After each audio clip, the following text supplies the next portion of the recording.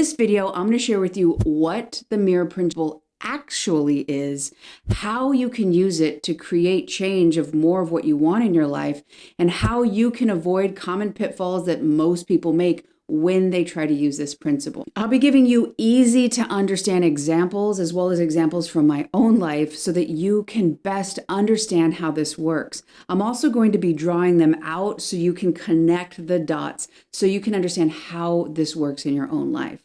But before we get into all of that, I first want to give you some context so you can understand the bigger picture. So let's dive in. So I'm going to show you how most people think reality works. And I thought that this is how reality works. And I was stuck in this loop for 98% of my life. When I took myself out and I saw differently, that's when all the changes that I've been able to make in my life, attracting reliable, safe love, actually started to manifest in my life.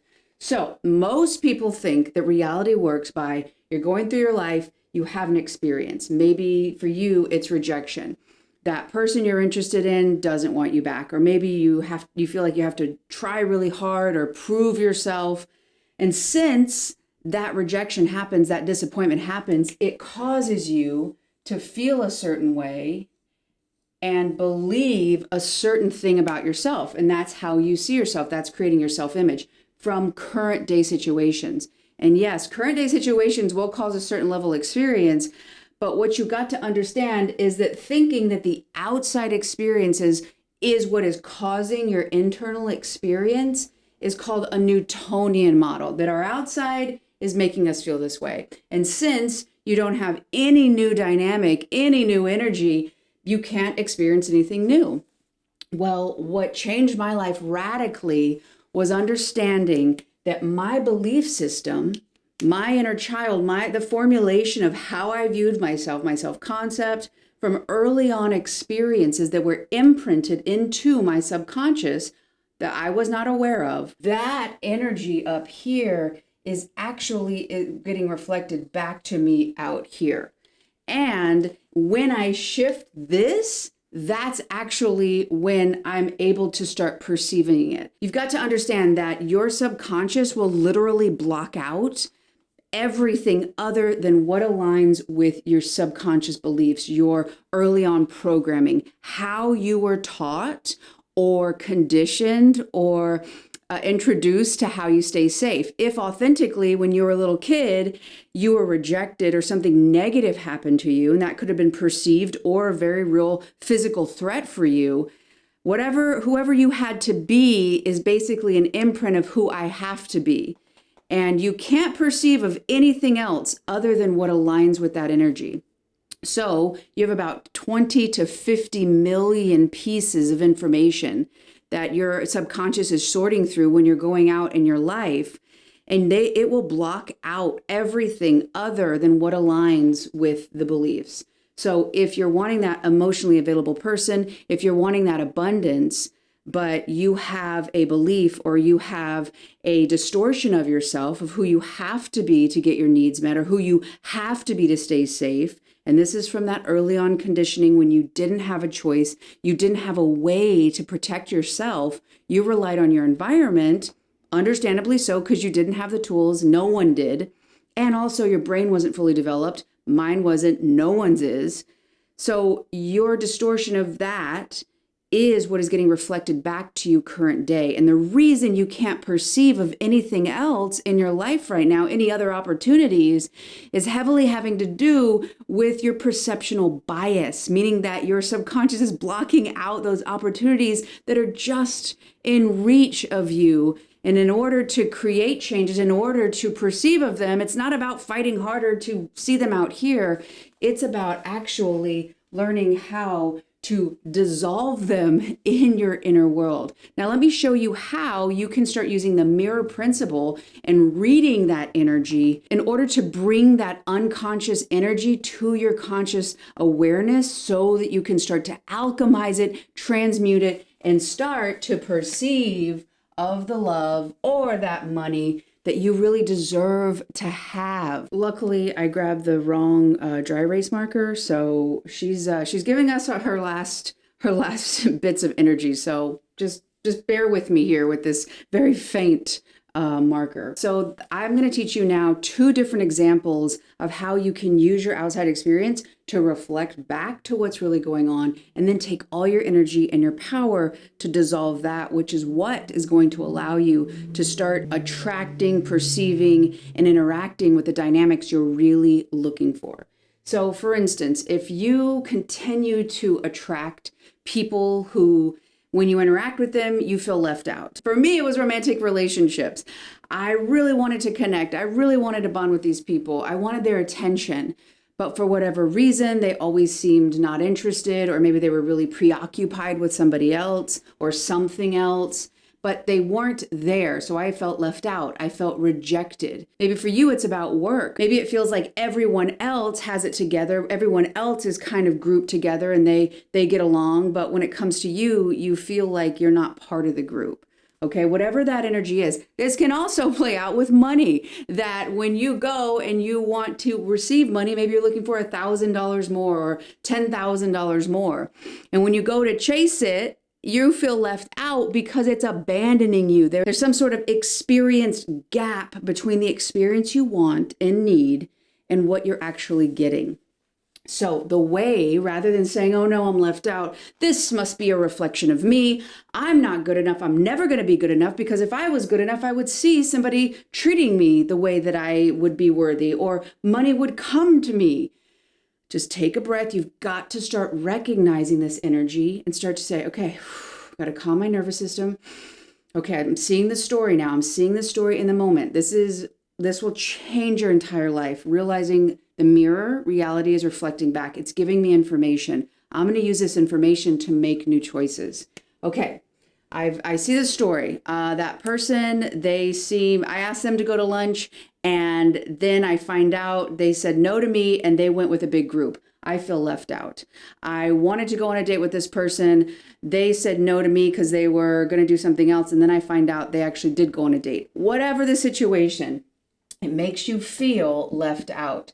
The information is saying, okay, something's going on. And you know that this is from something deeper when it feels more hysterical, when it's a much higher intensity. This Jungian Life had a really amazing quote where they said, if something is hysterical, if it's a big reaction, then most likely it's historical.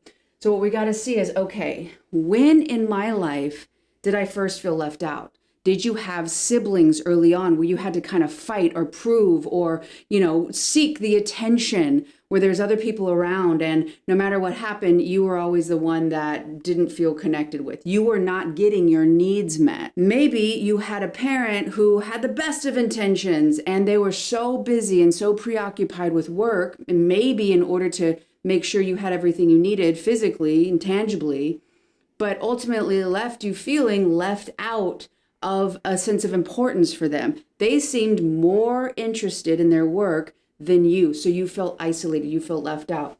So starting to use the feedback of that end emotion. Okay, I'm feeling left out. I'm feeling rejected. I don't feel like I'm a priority. Okay, I'm feeling a really big physiological reaction. I'm really feeling stressed. I'm feeling scared. Okay, maybe there's something else I can get out of this. Okay, yeah, I do. And again, this is a process. So I'm not saying in that triggered moment, dive deep into your past. But what you want to do is start looking for your own pattern. If you have a pattern of feeling left out, you've got to start reversing it back to understand what belief are you actually seeing in your 3D world, in your external reality, that you can start using as information, because it is not the truth of you. It is simply reflecting back a previous experience that has been unresolved. And when you resolve it with your adult mind, you'll be able to let go of it and energetically, permanently shift your dominant vibration, because those lower level energies of guilt and shame, they pull you down. You're naturally a high vibrational being. We all are. But those early on experiences where you took a meaning, oh, I'm not good enough because my parent wasn't there for me, so surely they knew better than me and I'm just trash. That shame, something's wrong with me, is the lowest level emotion you can feel. So it's going to bring your energy down. Learning how to see the truth of yourself this way allows you to let go of that misunderstanding and naturally rise up. to your more natural vibration? Did you have any siblings? Did you have anything that you felt like you were competing against? Starting to understand that, starting to say, oh, okay, maybe it wasn't that I wasn't a priority. Can I see that there was another truth in this other than I simply wasn't worth? Okay, she is 1,000% at her bitter end. I thought I got the right one. I'm going to have a moment of silence for all of her contributions, but clearly this is not her best day. So really what the left out energy is making you feel is that early on impression that you had no worth. The reason it's so painful is because there's a big wound there. It's pushing on it, just the same as somebody bumped into you and they accidentally pushed on a bruise. Well, that pain is going to be much more significant than in that present day experience. And we're not saying that if someone's being a total asshole to you, that that's okay. You've got to start learning and understanding yourself and starting to see your dynamics this way, pulling out of all that energy. Because when you spend your energy, God, she's gone. She's gone. I'm letting her go. When you spend all your energy out here, you're abandoning yourself, thinking the solution is if they say yes to me now, then I'll be okay. But that is a form, that is what I did. And learning that self-rejecting, self-abandoning pattern, no. I need me right now. There's something going on internally. I'm really hurting. How can I take the energy, learn to calm my nervous system and make a new choice for yourself? And that is to resolve the idea that you have no worth to you have worth. You are inherently a beautiful, wonderful, highly valuable human being. If the people early on did not treat you that way, that is not a reflection of you. That is a reflection of their lack of emotional capacity or emotional maturity. It was not what you lacked. Unfortunately, it was what your environment lacked to reflect back to you your true worth. When you can start doing this simple system, it can be complex, it can take a while, it can be a process, and there's all sort of different modalities that can help you do this. When I did this, I went from a constant relationship after relationship after relationship of heartbreak and just, I felt horrible and it was chaotic. And when I learned to do this, I learned to pull out of all those impulsive behaviors and make a new choice. And when I did, I rewired my brain, I reset my energy, and I was able to attract a safe, reliable connection better than I could have ever dreamed of with somebody I adore and respect and think is incredible. So it is possible for you when you learn where to put your energy. If this is resonating with you and you want to work one-on-one with me for me to help you break out of your pattern and do this work with you, there is a link to a form below. Fill that form out and I will be in touch. Now, I don't know how long I'll be offering this one-on-one work. So if the link works, it is still available, but fill it out and I will email you soon. A small miracle has happened. I found my dry erase that works. So congratulations to everybody. So you can actually read what I'm writing. Okay, the next example I want to give quickly is if you have some sort of third person, right?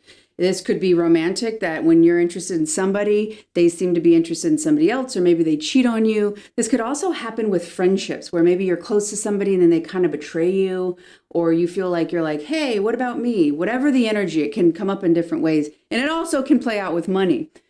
So rather than saying, oh no, screw them, I don't need them, being close to people hurts me, that's self-abandonment because you genuinely want to connect, okay? And rather than saying, I'm going to show that person, that other person, watch this, look how good I am. That's also self-abandonment because you're spending your time trying to prove it to somebody else. So how I would encourage you to spend your energy is to go back. Okay, maybe I feel like I'm not enough. Did I have a sibling? Did I have somebody in school maybe where I felt I had to compete with them in order to get this kind of small slice of a pie, that there was a limited amount of energy or connection. And if I didn't fight, then I would only get a sliver. Or maybe no matter what I did, I always got overlooked. And my parent always seemed to praise my younger sibling or my older sibling. And I never got what I needed. I did not get the connection that I really needed. So I feel like there is always this kind of other energy competing with me getting my needs met. Whatever the dynamic, you can see that it really stems from this childhood imprint that this is how relationships work. This is how you get your needs met, or what blocks you from getting your needs met. So one of the things could be like, wow, okay, you could go back and say, oh, my parent was really strapped for energy and they had a lot going on, and I still had needs and I didn't get what I needed.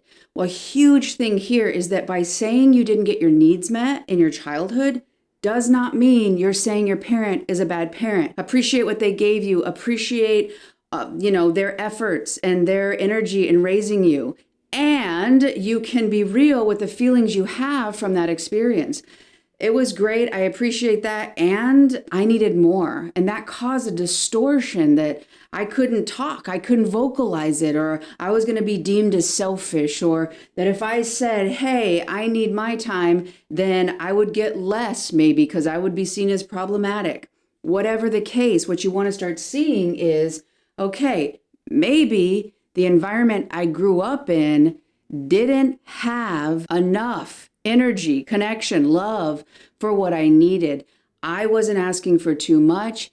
It lacked what I needed. When you start to shift this with your fully developed adult mind, it can radically help to dissolve the idea that you were the problem or you were the issue in that early on experience. And Gabor Mate says that anything that happened to you or didn't happen to you that caused a distortion of how you could be authentic in the world, that is trauma. It caused a kind of deviation of your energy. I can't really do that and get love, so I better start letting go. I self-abandon or self-neglect, whatever the case may be, which is why you magnetically keep attracting the old dynamic. Not because that's what you deserve, but that's what you're familiar with in some way. And when you learn to take your energy back here, dissolve it, start to let it go, that's when you can transmute the energy that's connecting to this. Then you show up in this situation completely differently, and you'll attract a completely different person. Another interesting thing here that I discovered is that I kept attracting emotionally unavailable people because I actually was scared of somebody authentically seeing me. I was scared they would reject me. So I kept finding people who weren't really looking at me, who weren't really emotionally available to connect. I didn't know that at the time, but in hindsight, it makes more sense that I didn't have the self-worth to actually receive it. As you change this ability to clear this out and say, actually, I am worthy, I am enough, you actually open your mind to be able to perceive something differently that reflects that new updated worth, which then helps you to increase your capacity to receive it in your life. Now, this is going to tremendously help you, but it's only step one. The next step of this is learning how to dissolve these limited beliefs. And this next video right here is going to show you exactly how you can start to dissolve those limiting beliefs, those distortions of yourself, so that you can start aligning and creating more in life of what you want. So check it out right here.